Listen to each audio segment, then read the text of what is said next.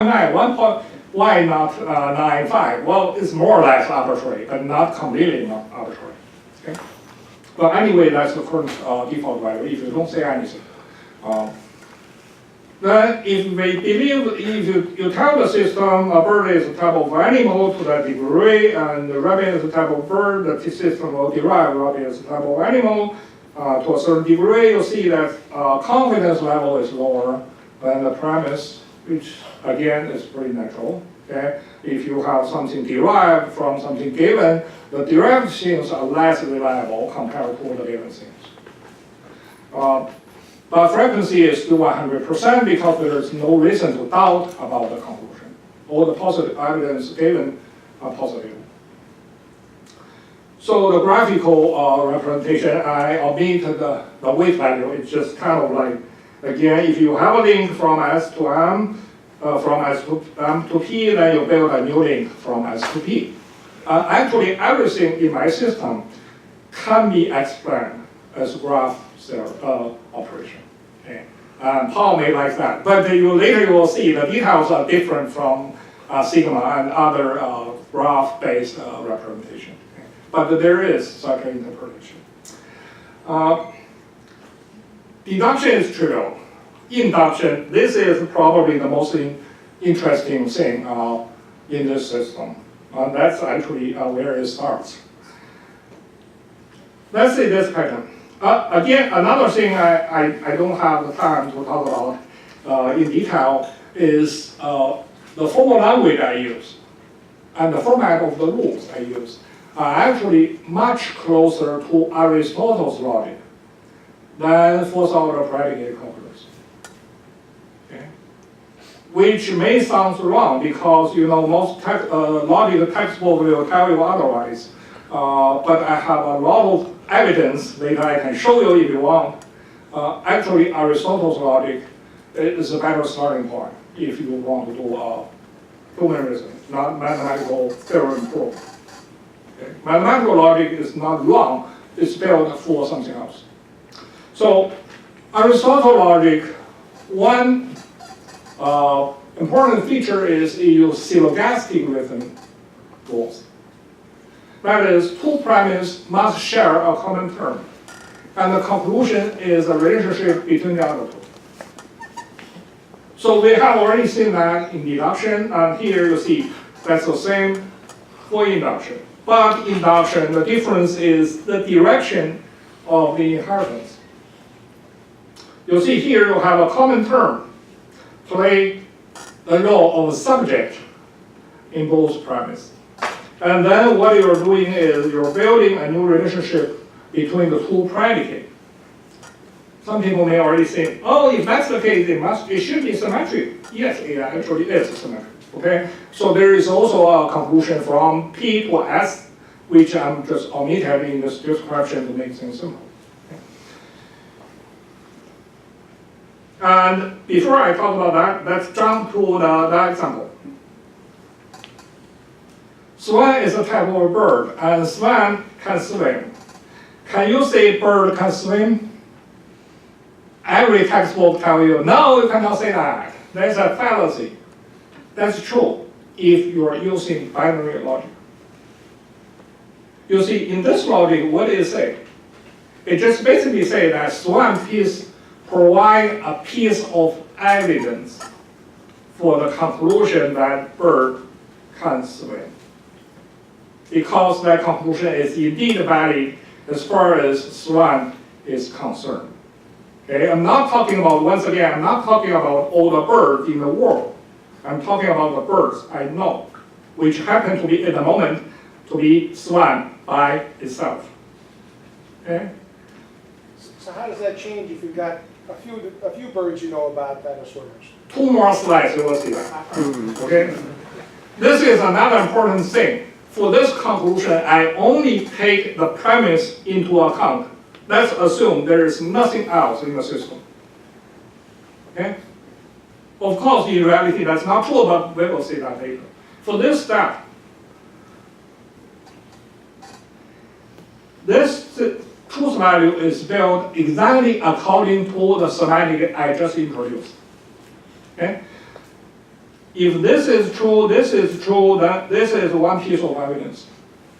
If this is true, this is false, then this is one piece of negative evidence. The previous one is positive evidence. That's exactly what these two equations tell you. And then you convert that into truth-value relationship, that's what you get.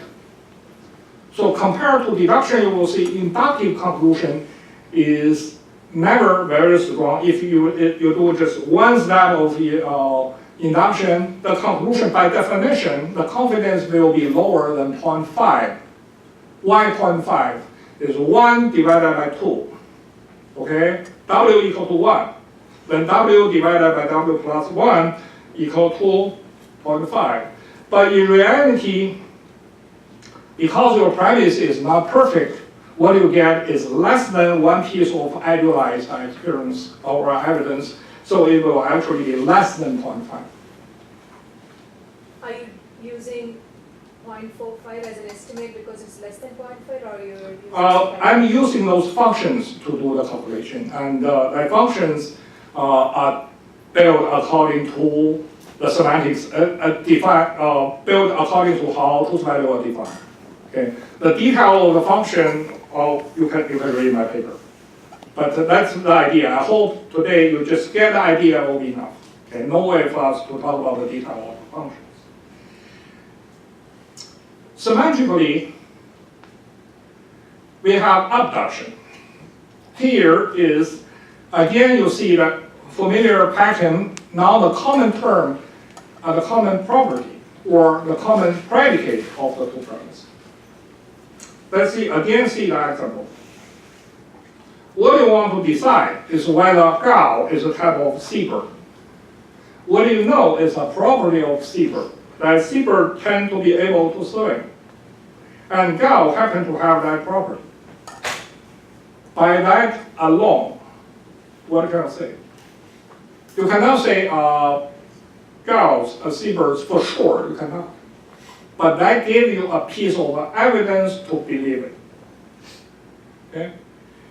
At the same time, for example, even though birds typically flies, a penguin does not fly, it gives you a piece of negative evidence for penguins to be taken to be birds. But it's not a final conclusion, it's just one piece of evidence. Does it give you the reciprocal at the same degree? Actually, if you see this, you will see that positive evidence are symmetric, but negative evidence are not. Yeah, we can talk about that later if you're interested.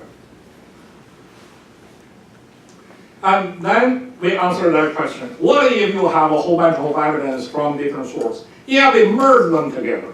Okay? That's what this revision rule does. And the function of the revision rule, you will see that it's basically a way to handle, you can call it evidence accumulation, or you can call it contradiction resolution or something like that. It's basically you have the same thing, you have two different truth values. In many systems, this is not allowed at all. In this system, it is, as I said at the beginning, it's an open system. Okay, you can contradict. But here, contradiction is interpreted as you have evidence from different sources which support different truth values. As far as we can assume those evidence indeed come from different sources, you see in the conclusion we do nothing but add them together. Okay, it's accumulation. So if you convert this relationship into a truth value relationship, you'll see that frequency is basically a weighted average. So what this system does, I can tell you that this number, this 0.62, actually comes from two pieces of positive evidence. Okay? So this is actually a situation you have two pieces of evidence which tell you a bird swim. One piece of negative evidence tell you a bird cannot swim. When you put them together, you will see, oh, maybe 2/3 of my evidence support bird swim, which means 1/3 does not, or against that. This conclusion confidence level is higher than both of them this actually corresponds to 3 pieces of evidence, which sounds pretty easy. So you can say that in a sense, in this system, it also does statistical reasoning. But a key difference is it does it in an incremental manner. It does not collect all the data, then you run statistics, say what's the percent now. It takes each piece of evidence to produce a conclusion by itself. Okay? So in a sense, it can do one short learning already. One piece of evidence gives you a conclusion, even though the confidence is low.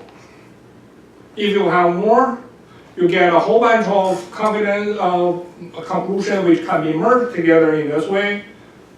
So confidence will become higher and higher and higher. Frequency, you don't know. If you get positive evidence, it will go up. If you get negative evidence, it will go down. So, thanks. So, sounds to me it's a sum of the 2 numbers in one column, and then you times 2 out of 3. That's how you got the third row? Sort of, but the real thing, the real formula is in my publication is derived from these 2 relationships plus how truth value, that is frequency and confidence, are defined in terms of weight of evidence. Okay, it's not that simple. It's not simple as simple as what you said, but it's intuitively speaking is related to that. Yeah, because it's 2 incidents out of the next one. Yes. You may encounter, and that's 2 out of 3. Yes. Okay. Yes. Now, So this is kind of like 2 out of 3. This is kind of like 3 out of 4, but not exactly because those 3 are not perfect 3. So you'll have a discount because of well, 71 is 2/3 of 107, right? So that's- not really. We don't have the time for that kind of discussion. But yeah, the intuitive idea is like that. got it. Yeah. But I guess just try to make sure I understand. So what exactly does confidence mean here? It sounds to me it is definitely at least a qualitative expression. But for example, if I have a confidence of 71 versus confidence of 75, do they really compare?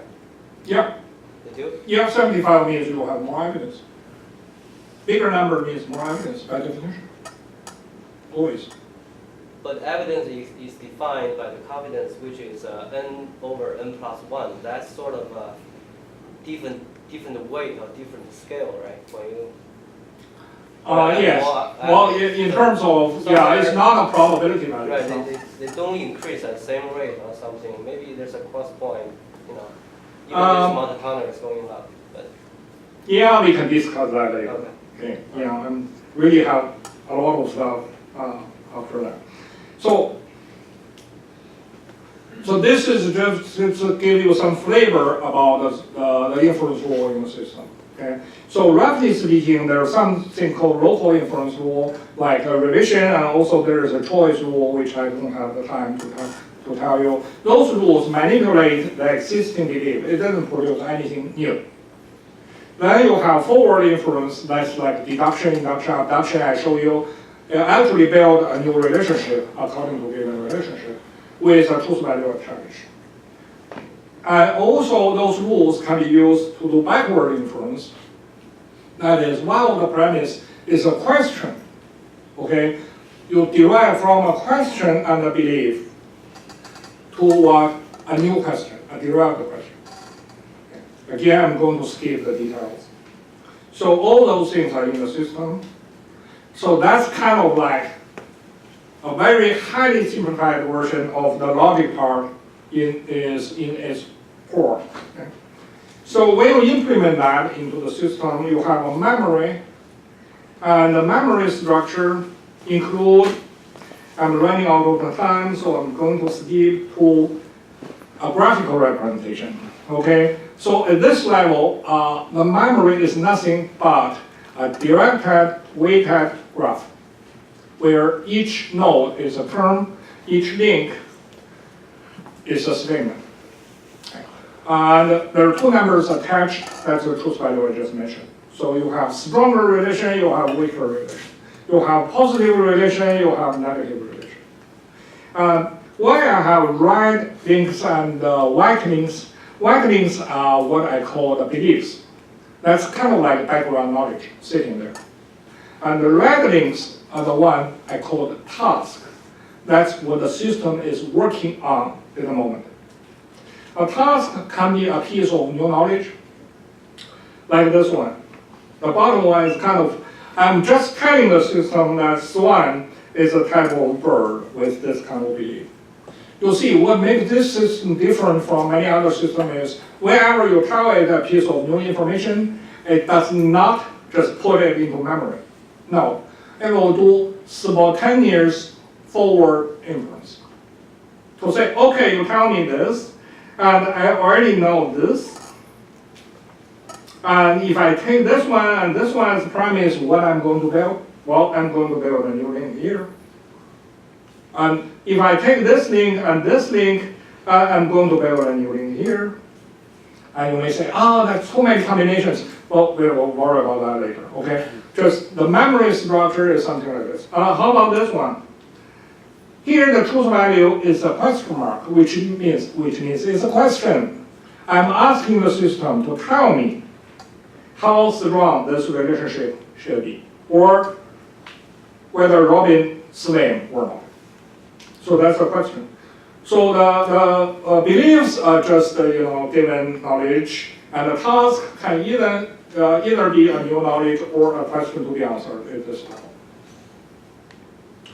So this green circle here is what I call a concept. Now, is a concept is what? It's named by a term. So this is a concept bird. What's the content? Just what I just said. The meaning of the concept bird are not the birds in the world. It's what the system knows about that term. Okay? The system currently knows that the swan is a type of bird, crow is a type of bird, a gull is a type of bird, and bird can swim to a certain degree. That's what bird means to the system at the moment. Okay? When the system is running, as you can guess, the new links add into the system, and also the inference will produce new links. So that's why meaning change over time. And truth value also may change if you get new evidence for certain relationship. So the overall architecture of the system, a highly simplified picture, is the input in the simplest form is you just give it new knowledge and new questions, and they go into a buffer. And this box is a selection mechanism. The same thing happened here and here and here. And at the moment we should mention this insufficient resource restriction. Okay? The system has no way to think about everything. So it will always selectively process its tasks. So some of the input, all the input will go into the buffer, but only some of them will be selected from the buffer to go into the memory. This memory is just the directed graph, weighted graph I just mentioned. Okay? And also at each inference cycle, only 2 of them will be selected from the memory. And also according to this syllogistic manner of the system, we know that these 2 relations must share a common term. Otherwise nothing can be derived. Okay? So they will be put into the inference engine, which is nothing but a bunch of rules I just mentioned, which will derive one or more than one conclusion, which will go back into the buffer. And then finish a cycle. And then I will do it again. And some of the conclusions in the buffer will be sent to the user as output. Again, not all of them. So that's kind of like the big picture. Now you see the control strategy is nothing but selections. So in each step, I said, you select a task, which is the red link you want to process. When I say process, it means that you're going to pick a white link, which is a piece of background knowledge, And there are several different possibilities. Okay? Maybe this wrapping is a question, this wrapping happens to be an answer, then perfect. You get an answer. Okay? Maybe these two beliefs, and you get a new belief. Maybe there are contradictions, then you get a revised belief, and so on. You see, this is data-driven. Okay, what process a task obtained in each step is completely determined by which belief happened to be selected at that moment. So, how the selections are done? In one word, is probabilistically. That is, everything gets a chance to be selected, but not the same chance. So there is a priority distribution maintained among the concepts and within a concept among the tasks and beliefs. Everyone gets a chance, but not the same chance. So now you'll see, everything will be actually determined by the priority distribution. How to determine that? Well, that's a very long story, okay? Priority actually is a number which summarizes several factors. Who are really interested can later talk to our team and we can show you the code. But now we can tell you that the major factors, there are three groups. One group is the quality of the data involved. For example, everything else being the same. A high confidence statement have a higher priority than a low confidence statement, right? A high confidence statement is kind of like what we call a fact. A low confidence statement is more like what we call a guess. Okay? If you have limited time, better use the facts than the guesses. But if you really have nothing better to do, of course you can think about the guesses. So that's one factor. Another factor is the usefulness in history. It's kind of like a reinforcement learning, but not exactly. Okay, each time you use something and it turns out to be useful for this moment, then you give it a reward, so the priority will become higher. The next time it's more likely to be used again. Okay, if it's not that useful, you give it a small punishment, so it will go down a little bit, something like that. And also, finally, it's relevant to the current context. Here, the contexts are actually defined eventually by the given or the input task. For example, if I ask the system a question, all those concepts that directly appear in those questions will be activated, which means priority will be increased. So we'll get a bigger chance to be selected, to be processed in the next moment. Even though it's not deterministic, it's probabilistic. Again, there are a lot of details here in this sentence, but we don't have the time for that. Okay? Also, my talk is restricted by insufficient resource, so they have to like that. At least I'm self-consistent. So one important result is task processing will not follow a given algorithm.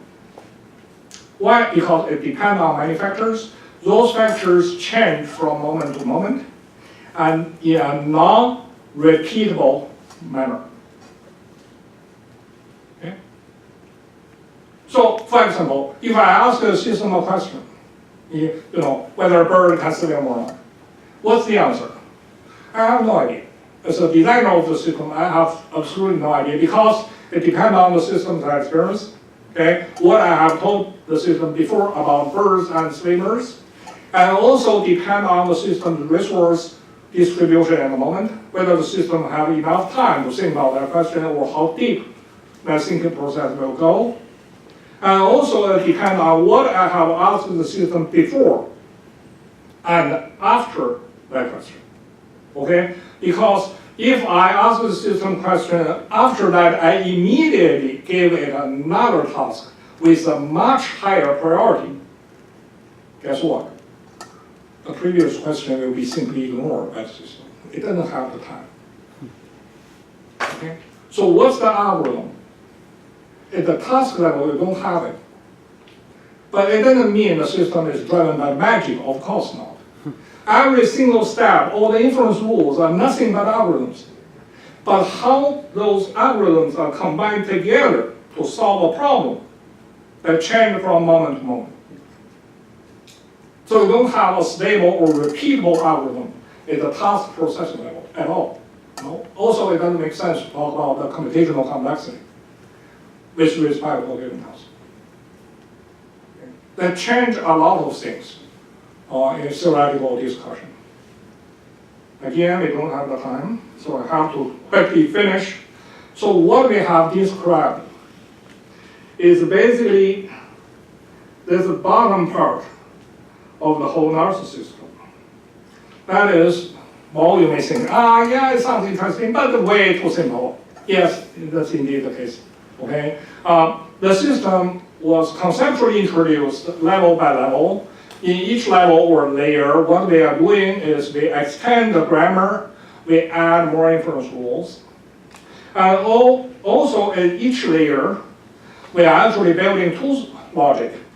First is what I call an inheritance logic, which is a binary logic, which ignore the restriction in knowledge and resource, just like what I did before. I define a binary two-threaded. Okay? Then what? Then I put the resource and the knowledge restriction into account, say, no, actually truth is a matter of degree. Then what I get is what I call a non-axiomatic logic. Okay? Then I'm going to build it more and more complicated, and then in each layer I'm going to extend it into the non-axiomatic version. So eventually the whole system consists of 9 layers according to my current design. But when you implement them, you only implement the non-axiomatic part, and this part is basically your idealization when you build the system. And also all together. So in the code, you typically don't see levels at all. They're all implemented together. The current situation is, well, later Patrick will tell you more. Basically, we have implemented most of the rules to level 8, and the top level, level 9, we already have something there, but it's not finished. Because of the time, what I have discussed is the core, and for the others, I'm going to discuss them as 3 groups. Very briefly, just tell you what each group does, how the logic is extended without any detail. Okay, we don't have the time. So the first group is level 2, 3, and 4, what I do here is to introduce more copulars. Of course, you cannot just use A is a type of B for everything. Okay? Here, the idea comes from set theory. Even though a term is not a set, but some terms can be sets. So based on the ideas borrowed from set theory, we can define new copulars as variants of inheritance copular. For example, we can define similarity with this symmetric inheritance. Yes. Inheritance is one way, similarity 2 way. Okay. And also instance and property, we will allow proper name. And property is more like attributes or adjectives. Okay. They have some difference between them and nouns in terms of what kind of reasoning about. So we introduce those things. And more interesting stuff is we introduce the concept of compound term. You see, Aristotle logic has been criticized on many aspects. One aspect is expressing power. It's too simple. Okay? You cannot just have a subject and predicate.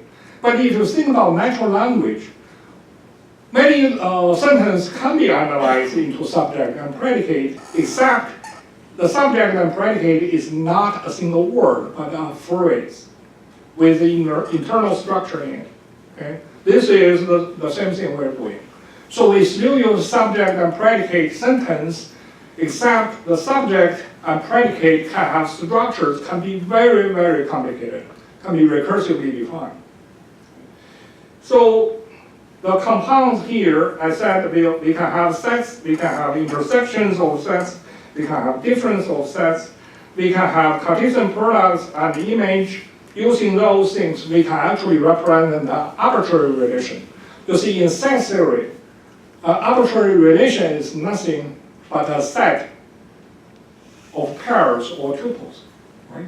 If you can allow a tuple be used as a single term with internal structure, of course you can represent any set, any relation in this subject-predicate format.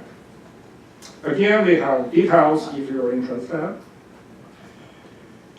So we have new inference rules to handle those new structures. For example, we have comparison, we have analogy. If two things are similar to a degree, then if you can say something about one, you can say the same thing about the other to a certain degree, and so on. Okay, you can guess what's happening here. It's very similar to what we said before. Also, the system not only built new links between nodes, it can actually create new nodes, given this mechanism. But the new nodes are not coming from nowhere. They're constructions of existing nodes. And system try to kind of like comprise the information. So if you know two properties often come together, then I will build a new node which can represent the intersection of them, so that in the future I will just mention that thing. So that makes sense. So that's the type of stuff we can do. And after those levels, we have a more complicated model of a concept in the system. For example, we can say every concept in the system is fluid in the sense that its meaning is determined is neither by reference to a object in the world or a definition, but by its experience relations with other things.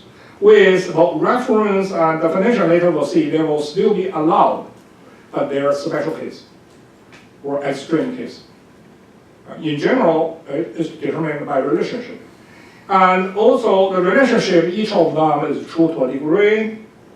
Not only that, meaning changes. For example, this idea is not really new, okay? The meaning of a concept is determined by the relation with other concepts. Yeah, many people have said that, but it's never practical.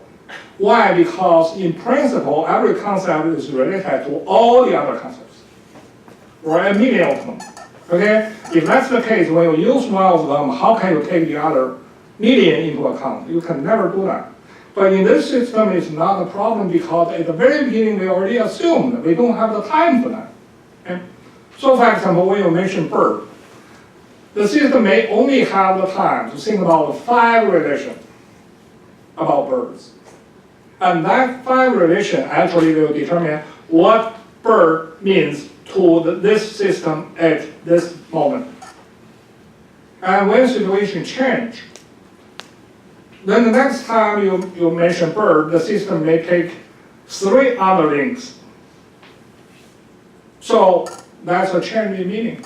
But it's not an arbitrary or random change. It's driven completely by history and experience or context. Okay. So it brings up many interesting things about how a concept changes meaning, where new concepts come from, and so on. So that's the first group, level 2 to 4. Level 5 and 6 is what we call higher order reasoning. Here, the idea basically comes from propositional logic and predicate logic. I have already said that they're bad, but there's some good idea we still want to use. Okay?